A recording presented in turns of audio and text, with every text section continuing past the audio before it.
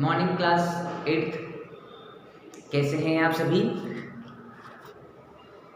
चलिए, बहुत ही बढ़िया। हम लोग आज व्याकरण पढ़ेंगे। कल हमने ऑनलाइन क्लास में हमारा बाज और सांप पाठ कंप्लीट कर लिया है। पाठ 17 तक हमारा सिलेबस लगभग पूर्ण हो चुका है। प्रश्नोत्तर आपको करने हैं। पाठ 18 टॉपी बचता है, तो टॉपी हम व्याकरण के बाद पढ़ेंगे। तब तक हम व्याकरण देखते हैं। व्याकरण में हमने क्रिया तक पढ़ चुके हैं। क्रिया के बाद आज पढ़ेंगे काल। ठीक है, तो अपनी कॉपी निकाल लीजिए और व्याकरण के जो भी चैप्टर पढ़ाए जा रहे हैं उनको आप अपनी कॉपी में लिखते रहिए, क्योंकि एग्ज़ाम अब मार्च के महीने में कभी भी हो सकती है। तो आपसे व्याकरण का पोर्शन भी पूछा जाएगा, व्याकरण का भाग भी उसमें पूछा जाएगा। तो आपको याद करने के लिए आप कॉपी में लिखते रहें। चलिए शुरू करते हैं। काल। काल होता क्या है? काल क्रिया का वह रूप है जिससे क्रिया होने के समय और उसकी पूर्णता तथा अपूर्णता का बोध होता है। मतलब कुल मिलाकर हम बात ये करें कि जिन शब्दों से हमें क्रिया के होने के समय का बोध होता हो, है ना, कि क्रिया कब घटित हो रही है, क्रिया घटित होने का समय क्या है, उस समय की जानकारी हमको मिलती है, तो उसे ही हम काल कहते हैं। उन शब्दों को हम काल कहते हैं। ठीक है, कि क्रिया किस समय में घटित हो रही है। जिन शब्दों से हमें क्रिया के घटित होने का समय का आभास होता है, समय की जानकारी मिलती है, समय का बोध होता है, उसे हम काल कहते हैं। जैसे कुछ उदाहरण से पढ़ते हैं कि हमारे पास उदाहरण है, पायल गीत गाती है। ठीक है, पायल गीत गाती है। दूसरा उदाहरण देखते हैं, पायल गीत गाती थी। अभी पहले वाले उदाहरण में हमने पढ़ा था पायल गीत गाती है। दूसरे वाले उदाहरण में देख रहे हैं हम पायल गीत गाती थी। अभी तीसरे वाले उदाहरण में पढ़ते हैं कि पायल गीत गाएगी, है ना। अब हमारे पास 3 स्थितियां आ गई हैं। पहला गाती है वाली स्थिति।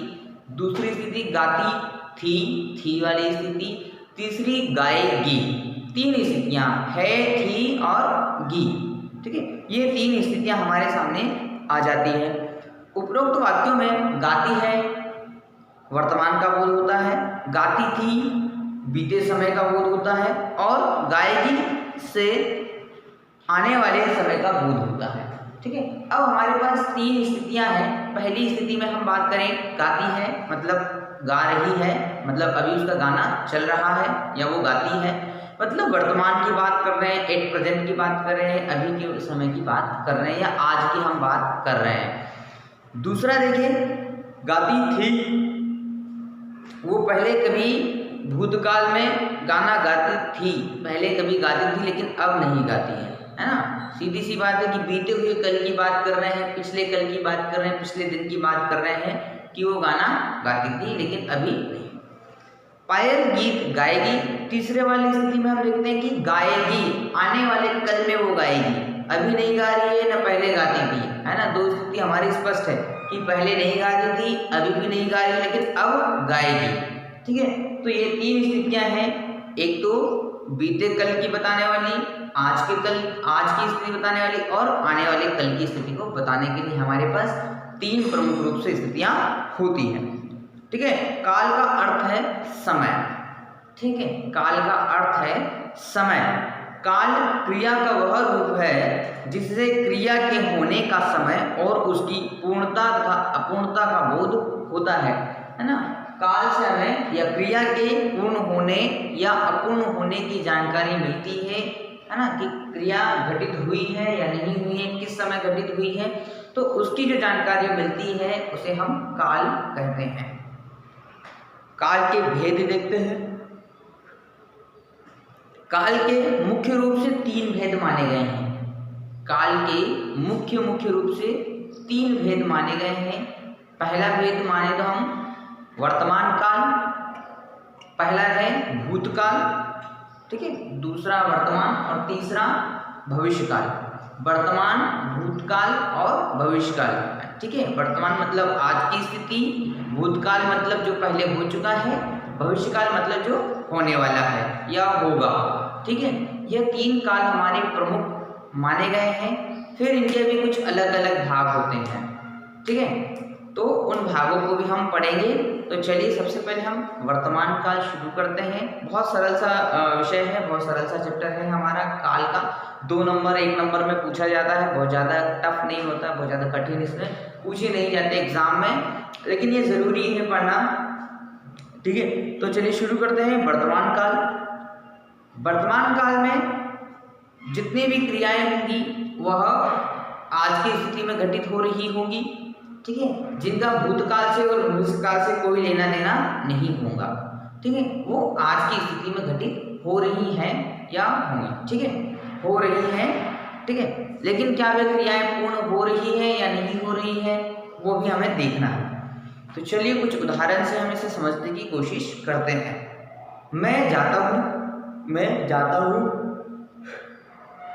तुम जाते हो, वह जाता है, मैं जाती हूँ, मैं जा रहा हूँ। अभी यहाँ पर इन क्रियाओं को समझना है।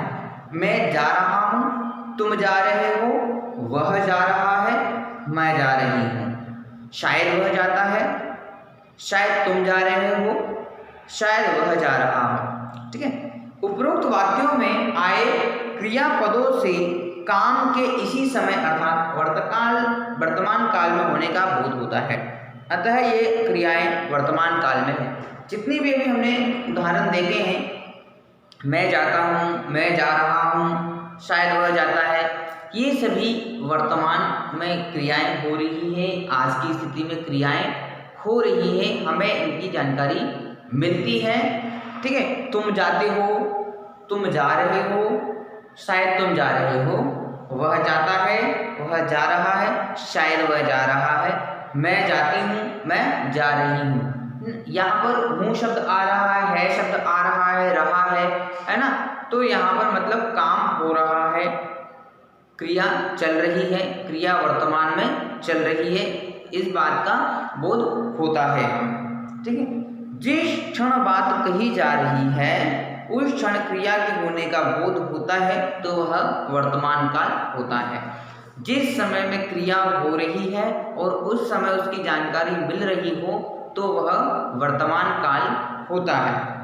इन क्रियाओं में के अंत में हैं, हो, हूँ आते हैं। ठीक है, वर्तमान क्रिया को पहचानने के लिए सबसे जरूरी कि है, हैं, हूँ, इस तरह के शब्द, हो, इस तरह के शब्द आखिरी में आते हैं। उस क्रिया के आखिर में इस तरह के शब्द आते हैं, तो उसे हम वर्तमान क्रिया कहते हैं, वर्तमान काल कहते हैं। ठीक है, क्रिया के अंतिम पद में अगर हैं या शब्द वाक्य के अंतिम पद में यदि हैं, हो, हूँ जैसे शब्द आते हैं, तो वह क्रिया हमारी वह काल हमारा वर्तमान काल कहलाएगा। ठीक है, तो चलिए वर्तमान काल की परिभाषा एक बार और देखते हैं कि जिस क्षण बात कही जा रही हो या जिस समय में बात कही जा रही हो, उसी क्षण क्रिया के होने का बोध होता है और उसी समय हमें जानकारी मिलती है कि यह क्रिया हो रही है, तो उसे हम वर्तमान काल कहेंगे या वर्तमान काल कहते हैं। अब वर्तमान काल के भेद। ठीक है, वर्तमान काल के भेद हैं हमारे सामान्य वर्तकाल, सिंपल टेंस या सिंपल प्रेजेंट टेंस, तत्कालिक, ठीक है, पूर्व और संदिग्ध, संभाव्य। ठीक है, यह हमारे अलग अलग 5 भाग वर्तमान काल के भी हैं। मतलब क्रिया साधारण रूप से हो रही है, सामान्य रूप से हो रही है, तत्काल प्रभाव, तत्कालिक वर्तमान अब भी हो रही है या थोड़ी देर से होगी। ठीक है, पूर्व वर्तमान, वर्तमान से कुछ समय पहले से चली आ रही है क्रिया, वो बताएंगे इसमें। संदिग्ध वर्तमान, क्रिया पूर्ण रूप से हो रही है या नहीं हो रही है, इसके बारे में। संभाव्य, क्रिया के होने की संभावना बताई जा रही है कि अभी अभी क्रिया हो जाएगी। ठीक है, तो इन सब बातों को हम या वर्तमान काल के भागों को हम कल पढ़ेंगे। आज आप काल की परिभाषा और वर्तमान काल की परिभाषा को लिख करके अपनी कॉपी में रखेंगे और इसे समझने का प्रयास करेंगे। ठीक है, चलिए तो बाकी की चीज़ें, बाकी के काल जो है वो हम कल के वीडियो में पढ़ेंगे। तब तक आज आप वर्तमान काल को पढ़िए और समझिए। Thank you.